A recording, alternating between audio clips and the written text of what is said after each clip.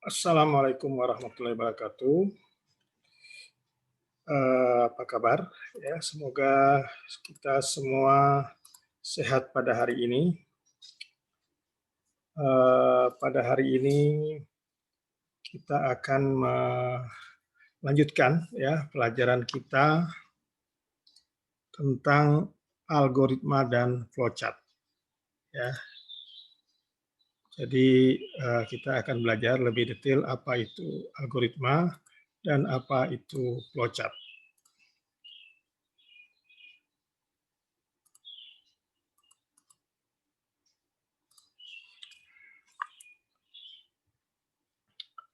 Nah, kita sudah belajar tentang logika ya. Sebelum kita memahami apa itu algoritma dan flowchart, kita perlu belajar tentang logika dahulu. Ya, logika berasal dari kata Yunani yaitu logos, yang berarti kata, ucapan, pikiran secara utuh, atau bisa juga berarti ilmu pengetahuan. Dalam arti luas, logika adalah mengkaji, menurunkan penurunan kesimpulan yang syahih atau valid dan yang tidak syahih, tidak valid. Proses berpikir yang terjadi di saat menurunkan atau menarik kesimpulan dari pernyataan-pernyataan yang diketahui benar atau dianggap benar itu sering juga disebut dengan penalaran. Nah, sedangkan ya penalaran yang diwujudkan dalam suatu baris ataupun program itu yang disebut dengan algoritma. Jadi algoritma itu pemrograman komputer yang memberikan langkah-langkah yang kita lakukan secara sistematis ya dalam memberikan instruksi kepada komputer untuk memecahkan masalah. Kemudian program ya atau coding adalah sederetan perintah yang harus dikerjakan oleh komputer untuk menyelesaikan masalah. Algoritma ini disusun berdasarkan urutan langkah-langkah penyelesaian masalah yang disusun secara sistematis dan logis.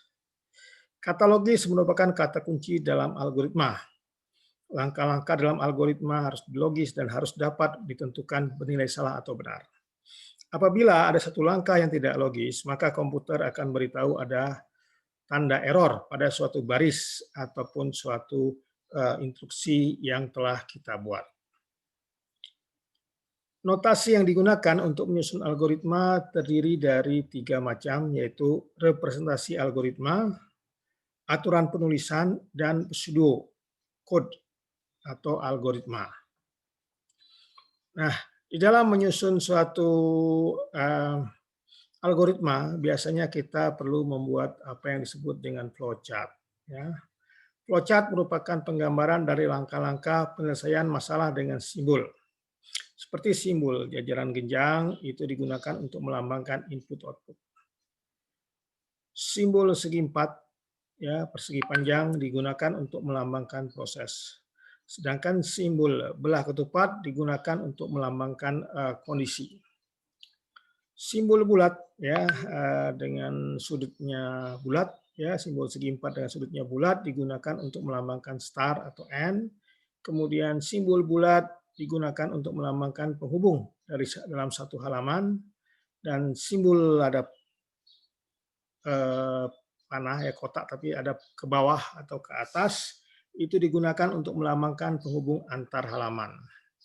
Contoh, kita membuat suatu flowchart untuk memberitahu, untuk mengeprint di layar komputer kita, selamat belajar microcontroller. Jadi programnya sederhana, start, lalu output ya, jajaran genjang ini perintah ya. Output selamat belajar komputer, kemudian ada segi empat yang ada bulat sudutnya itu menunjukkan N ya. Itu yang sederhana. Atau kalau misalkan dia ada yang pilihan ya. Ada pilihan misalkan start input X, Y, apakah X lebih kecil daripada Y? Hasilnya jika ya, ini ada ya dan tidak ya. Sebelah kiri ya, di sebelah kanan tidak ya. Jadi kalau ya hasilnya Y, kalau tidak hasilnya X. Kemudian berlanjut ke A, cetak hasil dan N ya. Nah, bagaimana proses pembuatan coding itu ya? Jadi untuk membuat coding itu menggunakan tool kita. Dari tadi algoritma kita ingin buat ya. Pertama kita harus menyiapkan flowchart-nya dulu, setelah itu algoritma, baru kemudian kita ketik ya coding-nya. Ya, proses pembuatan coding, untuk membuat coding menggunakan tool yang disebut bahasa atau software. Contohnya pakai Python, Java, C++, Arduino, dan lain-lain. Banyak sekali software untuk membuat coding.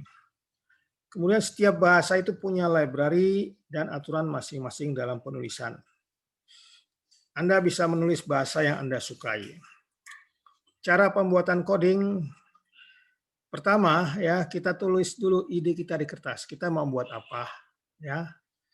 Lalu bagaimana hubungannya, bagaimana pilihannya kita tulis ya di kertas. Kita tulis seperti nulis karangan atau soal cerita, ya. Tulis apa saja. Kemudian kita buat penyederhanaan dengan model atau perumpamaan. Baru kemudian buat flowchart, ya. Baru ditulis di komputer atau handphone, jalankan dengan milih run atau compile atau download, ya.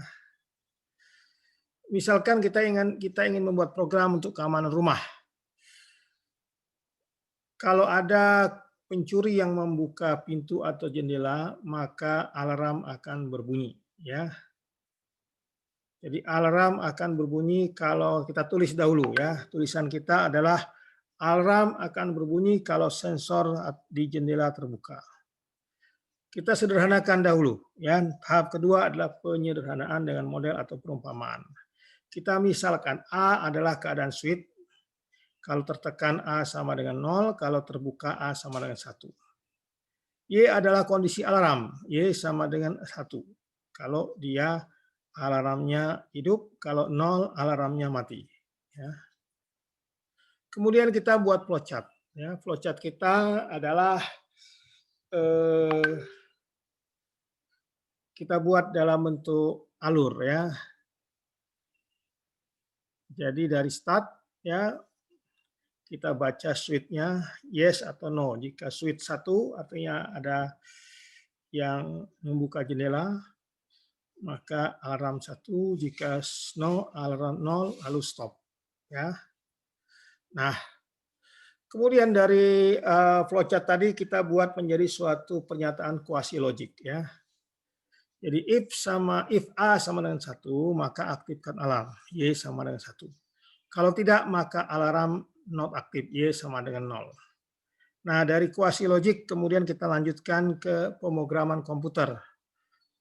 Ya, if A sama dengan 1, ya, titik koma, then Y sama dengan 1, else Y sama dengan 0. Jadi cara membaca pemrograman ini, jika A sama dengan 1, maka output Y sama dengan 1. Else jika tidak, ya jika tidak Y sama dengan 0. Lalu kita run, kita download, ataupun kita compile, nanti programnya akan jalan. Ya. Proses run adalah proses merubah kode yang kita buat menjadi bahasa yang dimengerti oleh mesin prosesor komputer. Ya. Oke ya, jadi itu adalah materi pada hari ini ya. Anda bisa mengikuti ya. Nanti akan saya berikan materi berikutnya. Terima kasih. Assalamualaikum warahmatullahi wabarakatuh.